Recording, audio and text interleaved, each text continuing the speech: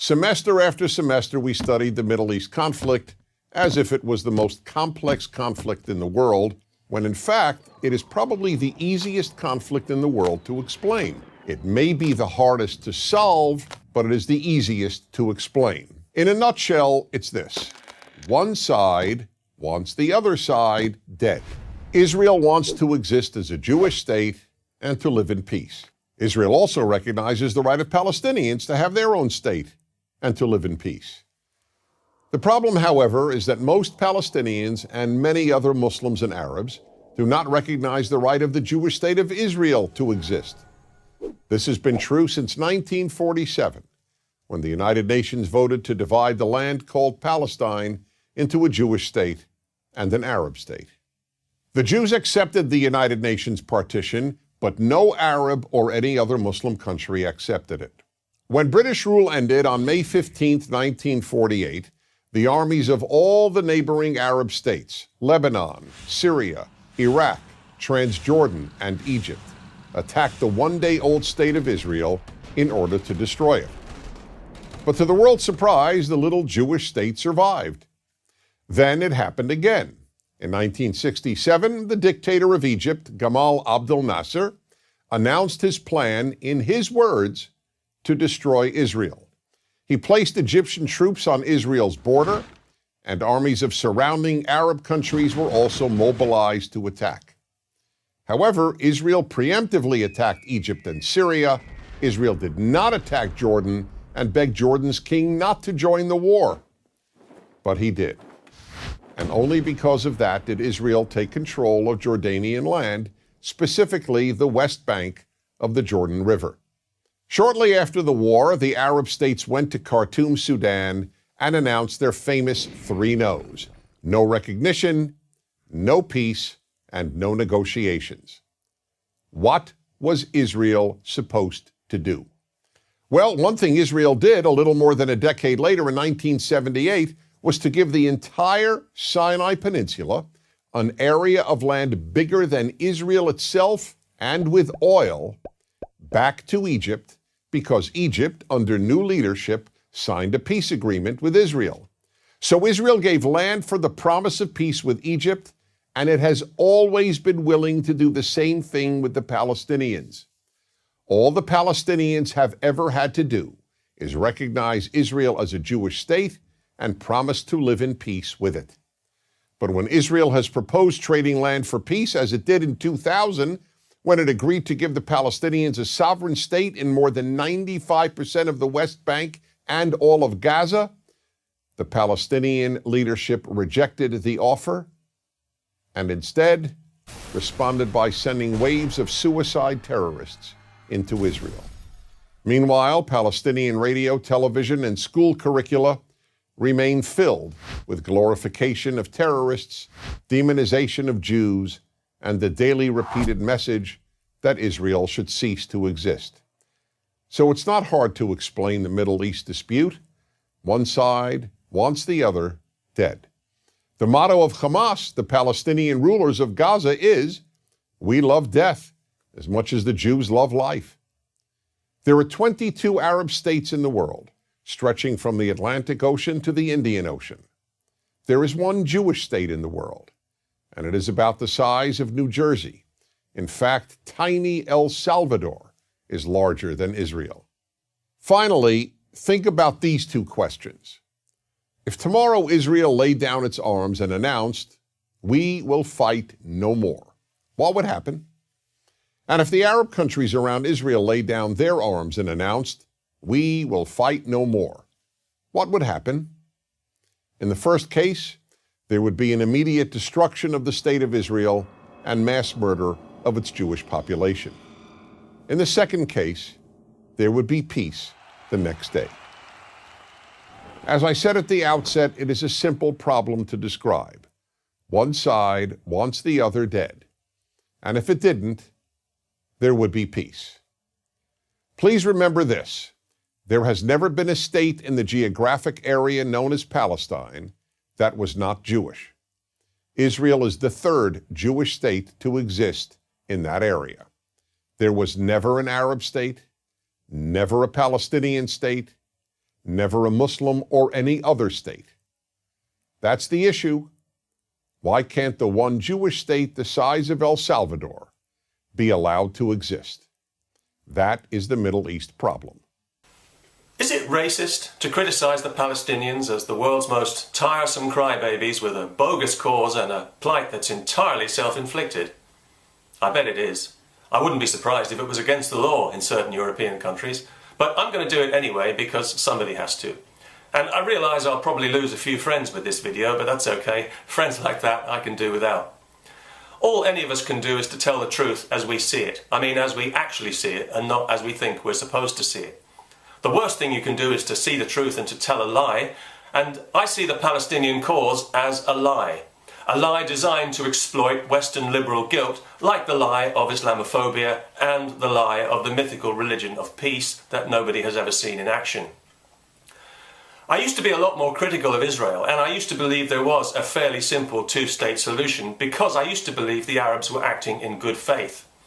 I still want to believe that, but the evidence tells me I'd be a fool to believe it. Because I've seen that every concession Israel makes is met with more demands and more excuses not to negotiate. They could have had peace 10 times over if they wanted it, but they don't want peace, they want victory, and they won't be happy till Israel is wiped from the map. A member of Fatah's Central Committee said as much on television recently, but as he said, they keep that to themselves and tell the rest of the world a different story. And as part of that story, the bogus claim for Palestinian statehood is currently passing through the United Nations, and we're all waiting to see what plops out the other end. Not that it really matters, because despite what the Palestinian public relations industry, i.e. the Western media, might tell you, this is not about territory, and it certainly isn't about justice or human rights, because Arab societies don't know the meaning of those words. It's about Jew hatred as mandated by the Quran and as preached in the mosques and taught to the children in Arab countries day in and day out, generation after poisoned generation. The Arabs don't hate Jews because of Israel, they hate Israel because of Jews. The situation in the West Bank and Gaza exists because 45 years ago, several Arab countries attacked Israel unprovoked with overwhelming odds because it was a Jewish state. If it hadn't been a Jewish state, they wouldn't have attacked it. And they attacked with the intention of wiping it from the map and of committing genocide. But they failed because the Jews had a bit more steel in their blood than the Arabs had bargained for. And who could be surprised after what they'd been through, and after seeing how the rest of the world had responded to their plight? Large numbers of Jews could have escaped the Nazis if they'd had somewhere else to go, but other countries wouldn't let them in. The Mufti of Jerusalem at the time was a friend of Hitler's, and, good Muslim that he was, he approved of the final solution and had plans for his own Holocaust in the Middle East once the Nazis had won the war. So who can blame the Israelis today for defending themselves as if they mean it, when they know they're dealing with people they know they can't trust and who they know hate them enough to want to exterminate them as a people? Anybody else in their situation would behave the same way. I know I would, and I wouldn't apologise for it. Israel is surrounded by enemies. Peace is more in their interest than in anyone else's, which is why they keep making concessions. But it's not in the interest of the Palestinian leadership. Peace is the last thing they want. They need to keep the pot boiling. They need to keep their people angry and resentful and hating Jews. Peace would ruin everything because they won't be happy until Israel is wiped from the map and the Jews have been driven into the sea. If they really believe that's going to happen, they're insane. And if they don't really believe it, they're even more insane, wouldn't you say? And all you good-hearted Western liberals who keep banging the drum for the poor Palestinians, I sympathise with you because you're doing it for the right reason. But you're being used and exploited, just as the people in the West Bank and Gaza are being exploited by people who have no intention of negotiating peace because they're driven primarily by crude, irrational religious hatred. When you protest for Palestine, you know you'll be in the company of people calling for Jews to be gassed. Do you think that's an accident? You're dealing with something here beyond politics and beyond reason, something truly ugly that drives a spike through all your cosy left-right assumptions, and your naivety is helping to stoke it like bellows to a fire. The world needs to stop pretending that Palestine is about justice and human rights and have the moral courage to call this thing what it is, to put a stop to this charade, this endless dance around a non-existent negotiating table. We need to do the Arabs a huge favour and tell them the truth they so badly need to hear, that their hatred is the cause of their misery. They become prisoners of it. It has come to define their very identity. And until they can find a way to remove this ugly stain from their hearts, they'll always be chained to it, and they and their children will never be free. Arab Spring or no Arab Spring. Peace. How many wasted generations of hate do you think it'll take? Yes. Good evening. I just wanted to say thank you for coming to campus tonight and presenting your point of view. It's always valuable to have two sets of views going on at the same time. Very useful. My name is Jumana Imad Musa Ahmed Al-Bahri, and I'm a student here at UCSD. I was reading your literature. I found that much more interesting than the talk. And I found some interesting things about the MSA, which is an organization that's very active on campus, and it is hosting our annual Hitler Youth Week. You should come out to those events. If you could clarify the connection between the MSA and jihad terrorist networks, because last I checked, we had to do our own fundraising, and we never get help from anyone. So if you could clarify the connection between UCSD's MSA, or if you don't have such information, if you could connect other MSAs on UC's, because the connection wasn't too clear in the pamphlet. Just if you could clarify. Okay. Will you condemn Hamas here and now? I'm sorry, what? Will you condemn Hamas Would I condemn Hamas? as a terrorist genocidal organization? Are you asking me to put myself on a cross? So you won't. I actually have had this experience many times. You didn't read the pamphlet because the pamphlet is chapter and verse. The main connection is that the MSA is part of the Muslim Brotherhood network as revealed in the documents. I don't think you understood what I meant by that. I meant if I say something, I'm sure that I will be arrested for reasons of Homeland Security.